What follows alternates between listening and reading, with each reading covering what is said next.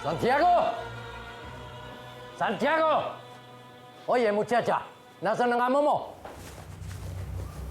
Tawagin mo ang amo mo.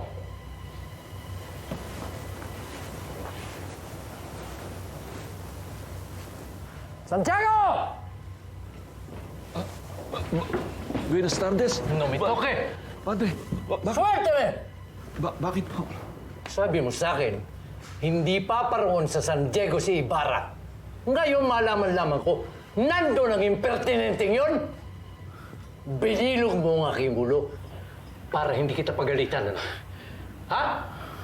Ang akala mo, marahil hindi ko malalaman ang katotohanan. Santiago, alam mo ba kung ano ang kaparusahan sa pagsisinungaling? Patawad po, Padre. Patawad po.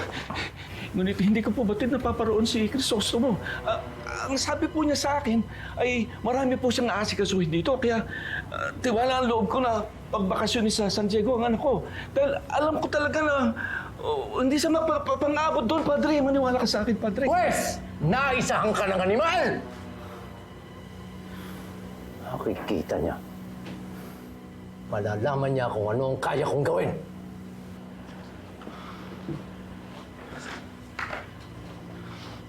Diyos mio, Diyos ko, patawarin niyo po ako sa pagsisinungaling ko. Patawarin niyo po rin ako na ipahamak ko si Crisostomo.